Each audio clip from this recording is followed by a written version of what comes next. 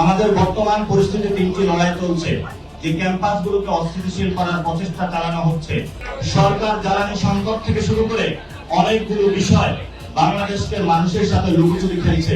আল্লাহর কাছে এটাও প্রার্থনা করব, আমরা যে লড়াই গত 17 বছর ধরে ছিলাম, যাতে ভবিষ্যতে যদি কেউ ফেসিবাদ বাংলাদেশে নতুন করে কায়েম করার প্রচেষ্টা চালায়, তাদের বিরুদ্ধে যাতে লড়াইটা আগামী সংগ্রামটা আমরা চালিয়ে নিয়ে যেতে পারি। সম্মানিত উপস্থিতি, আমাদের বর্তমান পরিস্থিতি তিনটি লড়াই চলছে। যে লড়াইয়ের মধ্যে অন্যতম একটি লড়াই হলো গণতান্ত্রিক লড়াই।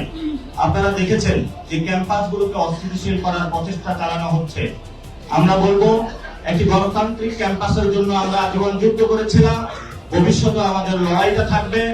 জাতীয় নাগরিক পার্টি বাংলাদেশের সকল ক্যাম্পাসে গণতান্ত্রিক পরিবেশ নিশ্চিত করার জন্য সরকারের কাছে অনুরোধ জানাচ্ছে, এবং সাথে সাথে যদি কেউ গণতান্ত্রিক প্রক্রিয়া ব্যাহত করার জন্য যদি কোনো প্রচেষ্টা চালায়, আমরা ইনশাআল্লাহ রাজপথে ঐক্যবদ্ধভাবে থাকবো তাদেরকে প্রতিরোধ করার জন্য।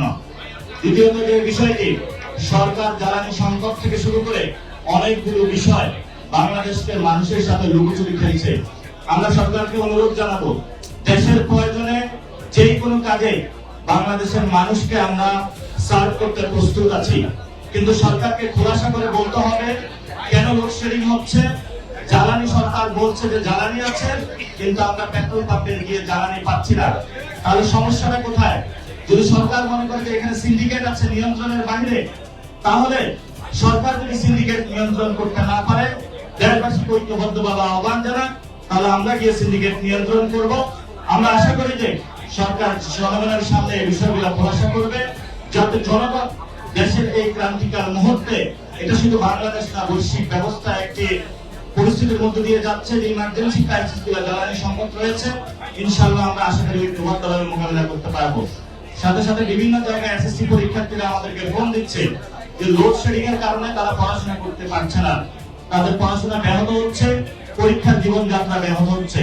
এবং মার্কেট গুলোতে দেখেছি আমরা যে আমাদের অর্থনৈতিক ব্যবস্থা নিম্নমুখী হচ্ছে, জনগণের নাবিশ্বাস উঠছে, দ্রব্যমূল্যের দাম বাড়ছে। সেই জায়গায় আমরা এটাও বিষয়ে শুনতে পাচ্ছি সরকার মুদ্রাস্ফীতি নিয়ন্ত্রণ করার একটা দূরের কথা, সেখানে শুনলাম আমরা নাকি বাংলাদেশ ব্যাংক থেকে হলো গোপনে গোপনে সরকার নোট ছাপাচ্ছে। সরকার যদি ফাইন্যান্সিয়াল ফিসক্যাল পলিসি থেকে যেটা আসতেছে আগামী অর্থ বছর, যদি এটা নিয়ন্ত্রণ করতে না পারে, দেশের সংকটগুলো যদি নিয়ন্ত্রণ না করতে পারে, গণতান্ত্রিক পরিবেশ বাংলাদেশের ক্যাম্পাসগুলোকে নিশ্চিত করতে না পারে, তাহলে অবশ্যই সরকারকে জবাবদিহিতার জায়গায় অবশ্যই আসতে হবে। এই জন্য মাননীয় প্রধানমন্ত্রীকে আমরা বলবো, আপনার মুখ খোলা শুরু করুন। আমরা আপনার কাছে জবাবদিহিতা চাই, আমরা রেজাল্ট দেখতে চাই।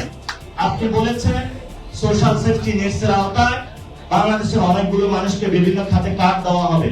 আমরা এটাকে অভিনন্দন জানাচ্ছি, কিন্তু যে সেখানে যে টাকাগুলা আপনি ব্যয় করবেন, সেটা বাংলাদেশের যে বাজেট রয়েছে কত পার্সেন্ট ব্যয় করছে, সেই টাকাগুলো কোথায় থেকে আনবেন সেটাও জনগণের জানার অধিকার আছে। এবং পার্লামেন্টে সরকারি দল বিরোধী দল আজকে যে আলোচনাগুলো চলছে করছে, এগুলো দেখে আমরা হতাশ।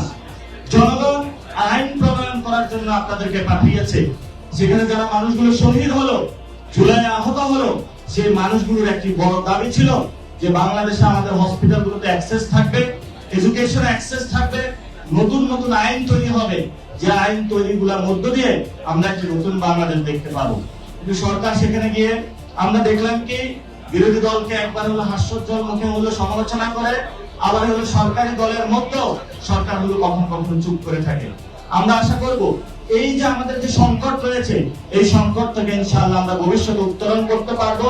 এবং আমাদের সেন্ট্রাল কমিটিও আমরা বুঝাচ্ছি, আমাদের দল এখন ডে বাই ডে বাংলাদেশের ইনশাআল্লাহ তৃণমূলে যাচ্ছে। আমরা আমাদের ফরেন ডেলিগেশন গুলো ঠিক করতেছি, যাতে ইন্টারন্যাশনাল এরিয়া থেকে শুরু করে যত ক্রাইসিস গুলো রয়েছে, আমাদের গণতান্ত্রিক প্রক্রিয়ার উত্তরণের ক্ষেত্রে আমরা যাতে ঐক্যবদ্ধভাবে জাতীয় নাগরিক পার্টির নেতৃত্বে নিশ্চিত করতে পারি, সেই ব্যবস্থা ইনশাআল্লাহ আমরা বাংলাদেশের মানুষকে ফেরত দেব।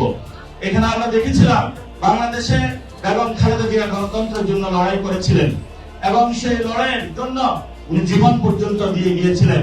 কিন্তু আমরা এখন যেটা দেখছি, বেগম খালেদা জিয়ার যারা সন্তান রয়েছে, বেগম খালেদা জিয়ার অনুসারী দাবি করে ভুয়া অনুসারী দাবি করে যারা গণতান্ত্রিক প্রক্রিয়াকে বিনষ্ট করার জন্য বাংলাদেশে নতুন করে ষড়যন্ত্র করছে, আমরা তাদেরকে বলবো, অতীত স্মরণ করুন যেদিন আপনি রাজপথে গুলি খেয়েছিলেন, অতীত স্মরণ করুন যেদিন আপনি গুম হয়েছিলেন। আশা করি আপনাদের বোধোদয় হবে।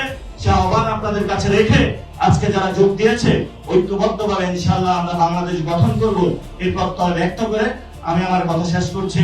লড়াইয়ে দেখা হবে। ইনকিলাব জিন্দাবাদ।